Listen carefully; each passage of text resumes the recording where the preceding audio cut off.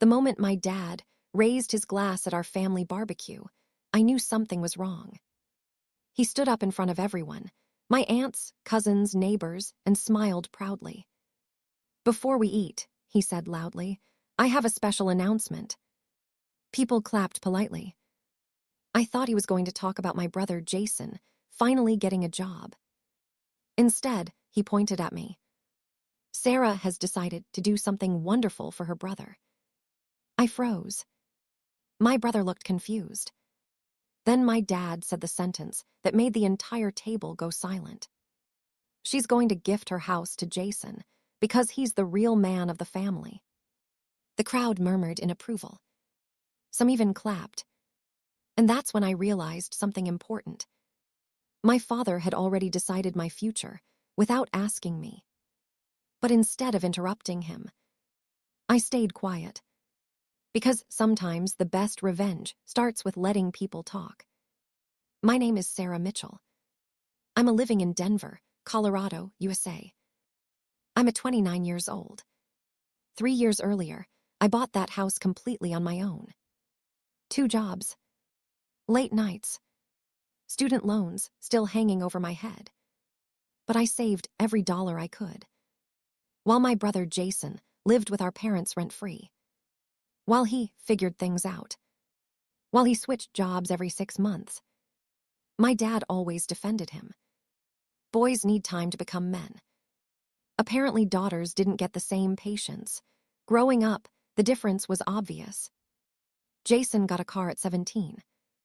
I got a lecture about responsibility. Jason dropped out of college twice. My dad called him independent. When I worked 3 jobs in college, my dad said, "That's what you're supposed to do." So when I finally bought my house at 26, it felt like winning a war nobody knew I was fighting. It was small. 2 bedrooms. Quiet neighborhood. But it was mine. Every inch of it. Or at least, I thought it was. Back at the barbecue, my dad continued speaking proudly. "Jason is starting a new chapter in life." Jason looked surprised. My dad placed a hand on his shoulder. And Sarah, being the loving sister she is, agreed to give him her house so he can start a family. My Aunt Linda smiled at me. "That's very generous of you, Sarah." Generous? I hadn't said a word. I slowly put down my drink. Jason leaned closer to my dad. "Wait, what?" Even he didn't know about this. But my dad kept going. "Sarah has always been responsible. She'll be fine renting for a while." Renting. In the house I spent years paying for. The audacity almost made me laugh. Finally, everyone looked at me. They were waiting for me to confirm it. I stood up slowly. My dad smiled proudly. "Go ahead, honey, tell everyone." So I did. "Well, Dad's right about one thing." The crowd leaned in.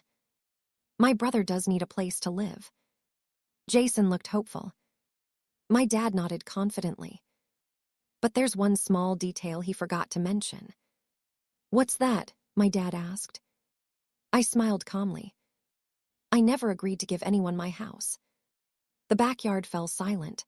My dad's smile disappeared instantly. "What do you mean?" "I mean exactly what I said."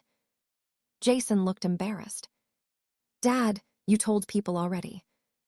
My father's voice got louder. "Sarah, don't be selfish." Selfish. The word hit me harder than I expected. "Selfish," I repeated. "Yes," he snapped. "Jason needs stability." I crossed my arms. "Then Jason can buy a house." The relatives began whispering. This was not going the way my father expected. Jason stood up awkwardly. "Dad, maybe we should talk about this later." But my father wasn't finished. "You're his sister. Family helps family." I nodded slowly. "You're right." He looked relieved. Then I added one more sentence. "And family also respects boundaries." That's when my father realized something.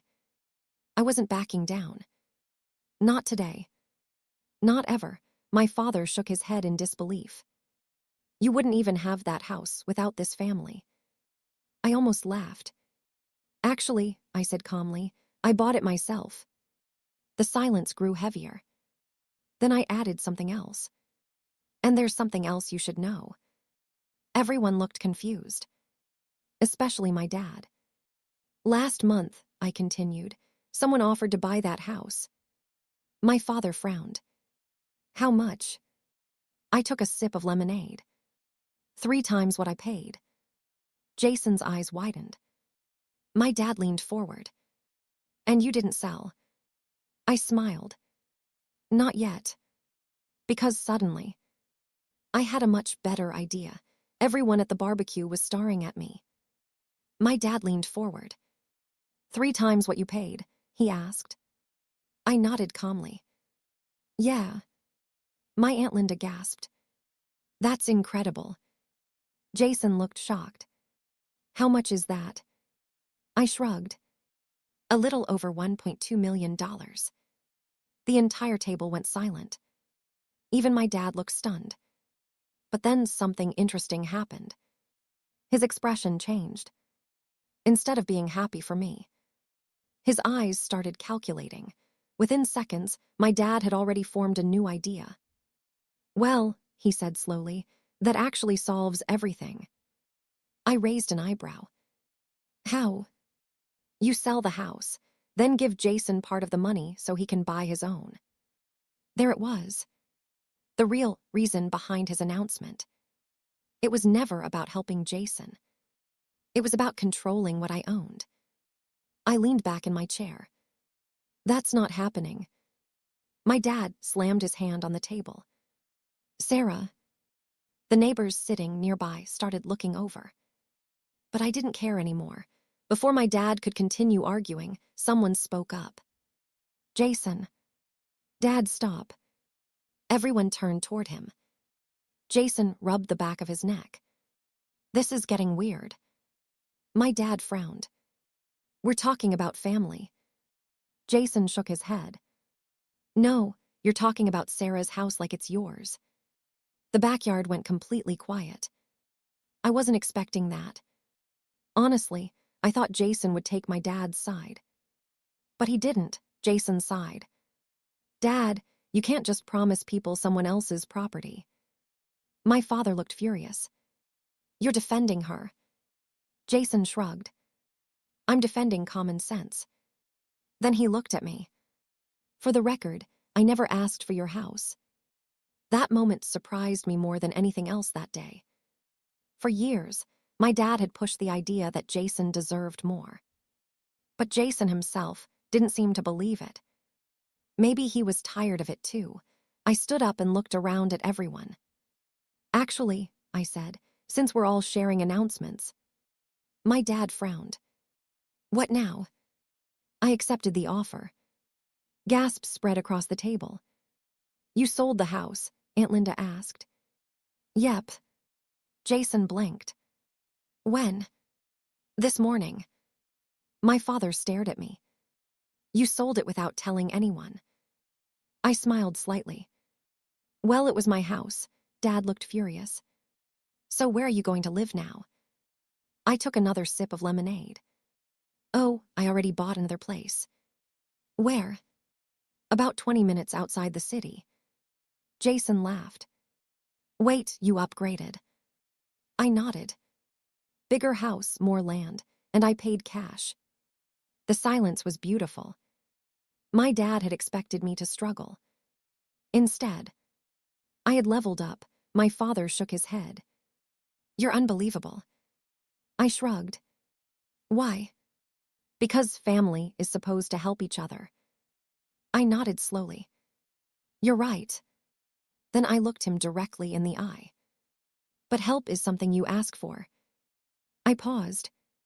It's not something you announce on someone else's behalf. The relatives looked down at their plates. No one argued. Because everyone knew exactly what had happened. My dad tried to control something that wasn't his. And it backfired. About an hour later, people started leaving. The barbecue ended earlier than usual. Jason walked over to me before leaving. "Hey," he said quietly. "Yeah, sorry about that." I smiled. "You didn't do anything." He nodded. Then he said something surprising. "Honestly, I'm kind of proud of you."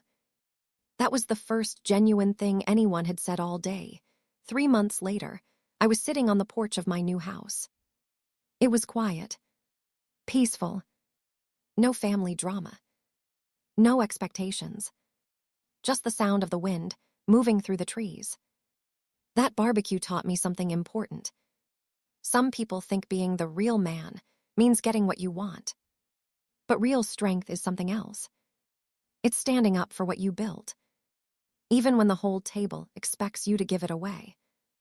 And sometimes, the best revenge is simply refusing to hand over what's already yours. The end.